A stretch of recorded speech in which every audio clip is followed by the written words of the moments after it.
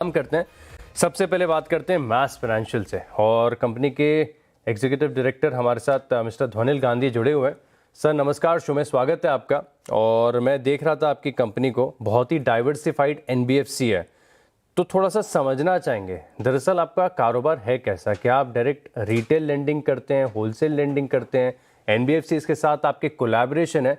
अपना सबसे पहले दर्शकों को अपना बिजनेस मॉडल समझाइए। Right right, thank you Ashish ji. और मास के बारे में बताऊं तो we are a 30-year-old organisation. 30 साल से हम लेंडिंग बिजनेस में हैं। अहमदाबाद हेडक्वार्टर्ड एनबीएफसी है। अभी हम on a consolidated basis 14,500 crore का एसेट्स अंडर मैनेजमेंट है कंपनी का।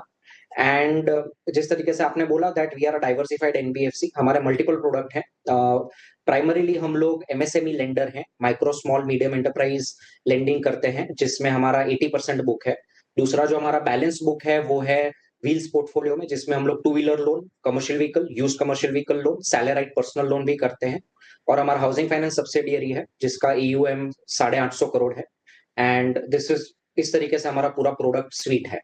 और हमारा जो डिस्ट्रीब्यूशन नेटवर्क है वो ऐसा है कि हमारे 210 ब्रांचेस हैं पैन इंडिया में।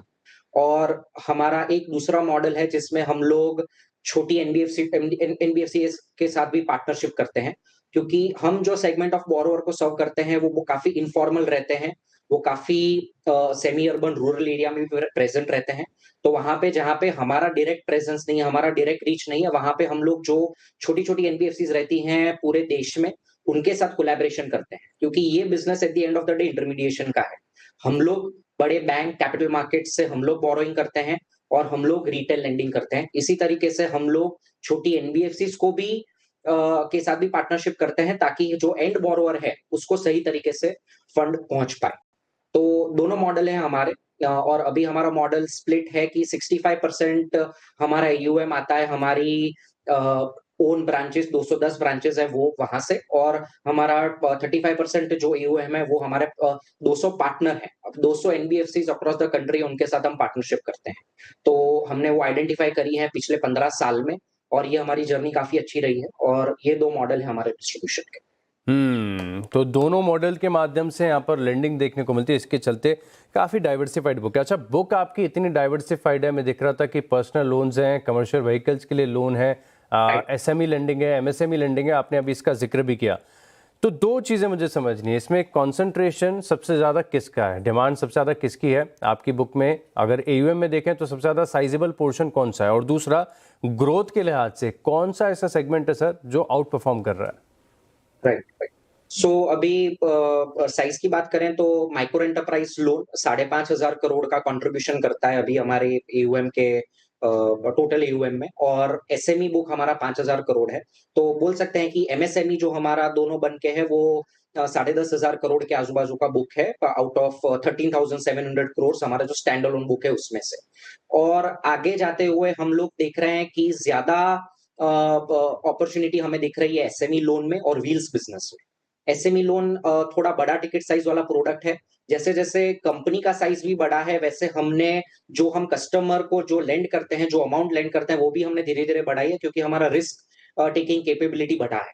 तो उस तरीके से हमें आगे जाते हुए दिख रहा है कि एसएमई लोन और टू व्हीलर कमर्शियल व्हीकल और यूज कार लोन, जहां पे मार्केट बहुत बड़ा है। अभी आप देखेंगे तो हमारा टू व्हीलर कमर्शियल व्हीकल में सिर्फ हजार करोड़ का बुक है, जो काफी छोटा है मार्केट के साइज के हिसाब से, और वहां पे हमारे पास बहुत अपॉर्चुनिटी है ग्रो करने के लिए।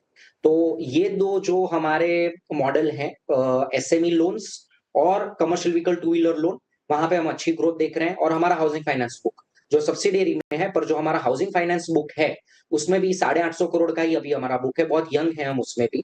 तो हमें उसमें भी लग रहा है कि आगे जाते हुए काफी अच्छी अपॉर्चुनिटी है, जहां पे हम लोग 30-35% पे ईयर ऑन ईयर ग्रोथ कर सकते हैं। और ये जो हमारा कोर बुक है, मास फाइनेंशियल सर्विसेज का जो बुक है, उसमें हम लोग देखते हैं कि 20 से 25% का ग्रोथ अचीव करने का अपॉर्चुनिटी है with in next 3 to 5 years। बढ़िया ग्रोथ यहाँ पर देखने को मिलेगी। लेकिन सर, क्योंकि आपने माइक्रो फाइनेंस और एसएमई लेंडिंग की बात की, पिछले कई क्वार्टर से हम देख रहे हैं कि जो एमएफआई बुक है यहाँ पर कंपेरेटिव थोड़ा सा स्ट्रेस है। कोविड के बाद हमने देखा था कि एक बहुत बढ़िया रिकवरी देखने को मिली थी, बूम कर रहा था ये स्पेस, ये सेगमेंट ऐसा था कि बहुत ज़्यादा चर्चित था। लेकिन अब पेन यहाँ पर भी देखने को मिल रहा है। ऑन ग्राउंड रिपोर्ट्स क्या बता रही हैं? असेट क्वालिटी कैसी है एमएफआई की? Loan growth, disbursement, collection efficiency, इसके बारे में थोड़ी सी जानकारी दीजिए। सो एमएफआई एक ऐसा सेगमेंट है जो हम डायरेक्टली नहीं करते हैं, बट हमारे पार्टनर एनबीएफसीज हैं जो एमएफआई करते हैं, तो वहां से हमें इनपुट और इनसाइट मिलता है और हम उसको क्लोजली ट्रैक करते हैं। जैसे आपने बोला कि एमएफआई का एक साइकिल था, जो एक एक बैड साइकिल बोल सकते हैं, जहां पे काफी लॉसेस बढ़ गए थे, एंड उसके बाद काफी एमएफआईज ने उनका फंडिंग और जो उनका जो सिर्फ एसआरओ बॉडी है वहां से उन्होंने काफी सारे रोक लगाए कि किस टाइप का भी फंडिंग करेंगे ताकि आगे लॉस ना आए। उस हिसाब से अभी जो नया पोर्टफोलियो बन रहा है वो काफी अच्छा बन रहा है। तो काफी सारे एमएफआईज ने उनका क्रेडिट पॉलिसी बदला है, प्रोसेस बदला है, उनका असेसमेंट का टेक्निक बदला है। उस हिसाब से अभी काफी पॉजिटिव नोट दिख रहा है।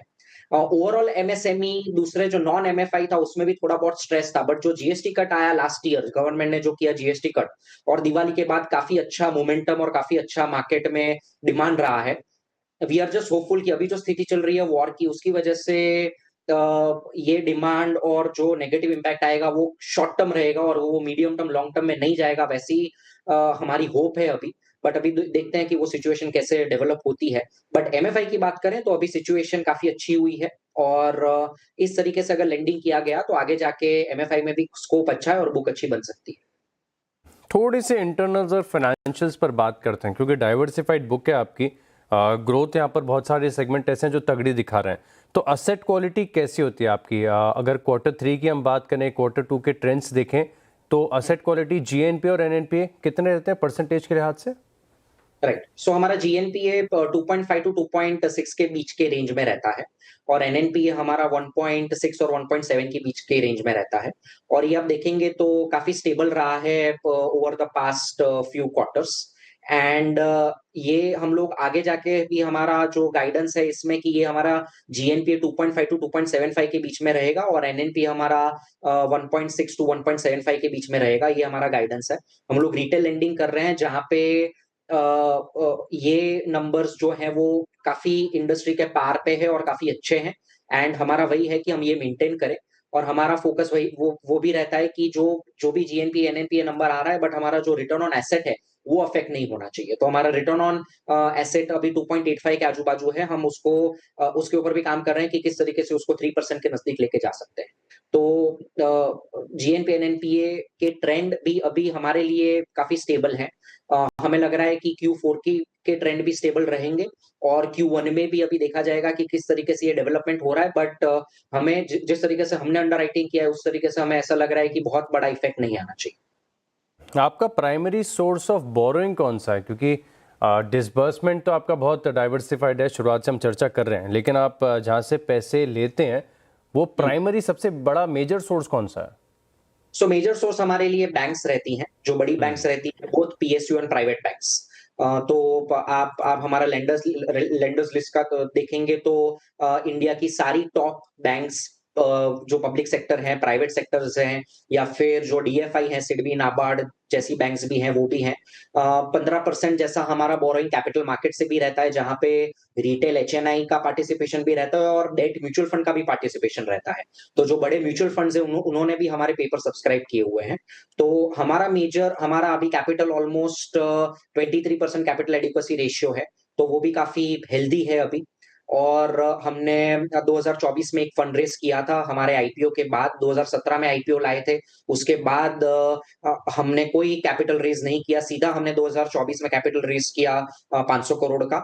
और फिर अभी हमें लग रहा है कि हमारा कैपिटल का जो बफर है वो काफी अच्छा है, और हमारे जो लेंडर्स हैं वो मेजरली पीएसयू प्राइवेट बैंक्स हैं। और मेजरली पीएसयू और प्राइवेट बैंक्स, यहाँ से कंपनी पैसे लेती है, इतना तो समझ में आ गया बड़ी आसानी से। लेकिन अगर आप ओवरऑल देखें तो आपकी जो कॉस्ट ऑफ फंड्स है वो कितनी होंगी सर? कॉस्ट ऑफ फंड हमारी जो लास्ट क्वार्टर हमने जो रिपोर्ट करी थी वो क्लोज टू 9.5 के आजू बाजू थी। और जो इंक्रीमेंटल मतलब वो एवरेज वो लास्ट क्वार्टर की कॉस्ट ऑफ बोरिंग थी, बट जो इंक्रीमेंटल पैसा अभी हम रेस कर रहे हैं रिसेंट में, वो हमारा रेंज एनीवेयर बिटवीन 9.15 टू 9.25 के बीच में रहता है। अभी हमारा जो कॉस्ट ऑफ बोरिंग रहता है। 9% के आसपास पूरे FY26 में हमने देखा। FY27 गोइंग अहेड क्या लग रहा है, इसमें थोड़ा सा इंप्रूवमेंट, थोड़ी सी और कमी आ सकती है? हाँ, हाँ। तो जो रेट कट हुए हैं पिछले 1 डेढ़ साल में जो आरबीआई ने रेट कट किए हैं, उसका इफ़ेक्ट हमें धीरे-धीरे एमसीएलआर लिंक्ड हमारा बोरोइंग रहता है। तो जब एमसीएलआर चेंज होता है, तब हमारा बोरोइंग कॉस्ट भी नीचे आता है। तो हम यही इफ़ेक्ट देख रहे हैं कि जो हमारा 9.6, 9.7 था, वहाँ से हम लोग 9.25 तक आ चुके हैं, 9.15, 9.25 तक आ चुके हैं। और हमारा ये मानना है कि अगर ये रेट अभी स्टेडी रहता है, रेपो रेट अभी स्टेडी भी रहता है, तो वी कैन एक्सपेक्ट कि 9 टू 9.15 के बीच में हमारा बोरोइंग कॉस्ट स्टेबल हो सकता है। तो निम्स पूरे FY26 में जो नेट इंटरेस्ट मार्जिन्स कंपनी के रहे, एक तो थोड़ा सा इसके ऊपर प्रकाश डालिए, और दूसरा FY27 के लिए इंटरनली कोई गाइडेंस है, कोई टारगेट कि हमें इतने निम्स अचीव करने आगे जाकर? हमारे निम 7.5% के आजू-बाजू रहते हैं। तो that is how the NIMs are. And जो हमारा और स्टेबल रहे हैं 7 टू 7.5% के बीच में, और हमारा गाइडेंस निम में भी वही है कि 7 टू 7.5% के बीच में हमारे निम्स रहें। हमारे जो कॉस्ट ऑफ लेंडिंग, हमारा जो लेंडिंग यील्ड रहता है, मतलब हम जो रेट पे लेंड करते हैं, वो हमारा एवरेज 15.5-16 के बीच में रहता है पूरे बुक का। एंड उसके बाद कॉस्ट ऑफ फंड और ओपेक्स और हमारा प्रॉफिट और वो सब जो आरओए बचता है, वो 2.85 आजू-बाजू बचता है, और हमारा निम 7.5 के आजू-बाजू रहता है। आगे का गाइडेंस भी हमारा वही है कि ये रेंज बाउंड रहेगा, 7.5 की रेंज में रहेगा, और हमारा जो आरओए रहेगा वो 2.85 से 3% के बीच में रहेगा। ऑल राइट, आरओएस 2.5 से लेकर 3% के करीब देखने को मिल सकता है। लेकिन सर, मैं देख रहा था कि आपके इन्वेस्टर प्रेजेंटेशन में आप बता रहे हैं कि अब तक का जो एयूएम का ट्रैक रिकॉर्ड है, ऑलमोस्ट 20-25% की सीएजीआर ग्रोथ दिखा रहा है। आप गोइंग अहेड क्या लग रहा है, जो जिस प्रकार से ग्रोथ आ रही है, 25% का दर जो रेट है बरकरार रहेगा ग्रोथ के लिए? राइट। सो आप हमारा प्रेजेंटेशन देखेंगे, उसमें भी है, और जैसे मैंने बोला कि हम लोग 30 साल से काम कर रहे हैं, तो अगर इंसेप्शन से अभी तक का देखेंगे, तो हमारा सीएजीआर एयूएम ग्रोथ का और प्रॉफिट ग्रोथ का 35% प्लस रहा है। भले ही बेस हमने छोटे बेस से चालू किया था, बट अभी हम लोग ऑलमोस्ट साढ़े 14,000 करोड़ मैनेज कर रहे हैं, और आगे जाते हुए हम ऐसा देख रहे हैं कि 20 टू 25% का गाइडेंस हम लोग दे रहे हैं अभी ऑन एयूएम ग्रोथ और प्रॉफिटेबिलिटी ग्रोथ में। तो हमें लग रहा है कि ये एक ऐसा ग्रोथ है जो काफ़ी स्टेबल ग्रोथ है, और हम लोग सिर्फ ग्रोथ पे फ़ोकस नहीं करना चाहते हैं, हम लोग एसेट क्वालिटी और प्रॉफिटेबिलिटी पे भी फ़ोकस करना चाहते हैं। तो ये तीनों को बरकरार रख के हम जो ग्रोथ कर सकते हैं, वो हमें लग रहा है कि 20 टू 25% वो एक अच्छा ग्रोथ है। तो भी हम हर साढ़े 3-4 साल डबल करेंगे हमारे एयूएम को, which is a good number. तो ये हमारा गाइडेंस है for the next 3 to 4 years. अच्छा, मैं देख रहा था कि आपके जो हाउसिंग फाइनेंस की सब्सिडरी है, इसमें आपका एयूएम करीब 860 करोड़ के आसपास आ गया। अब 860 करोड़ में जो एवरेज टिकट साइज है, केवल 8.5 लाख रुपए की है। टिकट साइज थोड़ी कम नहीं है इसमें, मतलब ये इतनी कम क्यों है? तो ये बाय डिजाइन है आशीष जी। तो इसमें ऐसा है कि हम लोग रूरल और सेमी अर्बन में ही ज्यादा काम करते हैं। तो हमारा हाउसिंग का ज्यादातर काम गुजरात, महाराष्ट्र से होता है, और जो हमारे ब्रांचेस है, उसमें से almost 30 to 40% branches specialise rural branches हैं। तो वहां पे उनको होम रेनोवेशन, होम एक्सटेंशन के लिए जो लोन लगता है, वो anywhere between 4 to 5-6 lakh rupees के बीच का लोन लगता है। वो काफी इनफॉर्मल बोरोवर्स रहते हैं, जो जिनका एग्री का इनकम है या मिल्क का इनकम है, उस टाइप के बोरोवर सेगमेंट हमारे रहते हैं। हम लोग बहुत बड़े सिटीज में काम नहीं करते हैं। तो इसीलिए हमारा ये एवरेज टिकट साइज 8, साढ़े 8, 9 लाख रुपए आपको दिख रहा है। जैसे-जैसे बुक धीरे-धीरे बढ़ेगा, हमें लग रहा है कि ये स्टेबलाइज होगा 12-15 लाख के बीच में। बट अभी हम जो क्लास ऑफ बोरोवर में काम करना चाहते हैं, और जो हम क्लास ऑफ बोरोवर को टारगेट करना चाहते हैं, वो यही बोरोवर है, और जिसको हम ये सुविधा दे सकते हैं उनका पहला घर खरीदने के लिए या रेनोवेशन एक्सटेंशन करवाने के लिए। तो दिस इज द आइडिया कि ये स्वीट स्पॉट है उनके लिए फंडिंग लेने के लिए, उनका इनकम और वो सब देखते हुए। तो 8.5 लाख रुपए के आसपास की एवरेज टिकट साइज निकल कर आती है। सर, क्या ब्याज दरों पर आप ये लोन डिसबर्स करते हैं? हमारा एवरेज इसमें यील्ड 13 टू 14% के बीच में रहता है। तो जो इसमें होम होम परचेज भी आ जाता है, और जैसे मैंने बोला कि रेनोवेशन एक्सटेंशन सब सब टाइप के प्रोडक्ट्स आ जाते हैं, और एवरेज हमारा यील्ड 13 टू 14% रहता है। परफेक्ट, क्योंकि अभी हम बात कर रहे थे तब आपने जिक्र किया कि गुजरात में, और मैं देख रहा था कि टोटल एयूएम का ऑलमोस्ट शायद 40% के करीब का तो कंसंट्रेशन गुजरात में निकल कर आता है। ये थोड़ा सा डाइवर्सिफाई करने की आवश्यकता है। मार्केट एक एनालिस्ट पर्सपेक्टिव से देखें तो थोड़ा सा डाइवर्सिफाइड अगर किसी स्टेट पर निर्भरता कम हो तो वो अच्छा लगता है देखने में। तो कोई तैयारी है इसके लिए, कोई विजन है और कोई खास कारण कि वैसे तो कंपनी आपके गुजरात की है, 40% स्वाभाविक है, क्या लग रहा है ये आंकड़ा घटकर कितना हो जाएगा? राइट, जैसे आपने बोला कि गुजरात हमारा होम स्टेट है, इसलिए हमने पहले प्रेजेंस हमारा यहाँ पे बढ़ाया और नेबरिंग स्टेट्स जो महाराष्ट्र, राजस्थान, एमपी है वहां पे बढ़ाया है हमने हमारा प्रेजेंस। बट अभी नेक्स्ट फेज ऑफ ग्रोथ के लिए हम लोग नॉर्थ और साउथ टारगेट कर रहे हैं। तो आप देखेंगे तो हमने धीरे धीरे एमपी, राजस्थान में हम हमारे ब्रांचेस ऑलमोस्ट 50 से 60 ब्रांचेस पर स्टेट लेके गए हैं। आज नॉर्थ और साउथ में इतना सारा पोटेंशियल है और हमारा प्रेजेंस वहां पे 10-12 ब्रांचेस से ही है।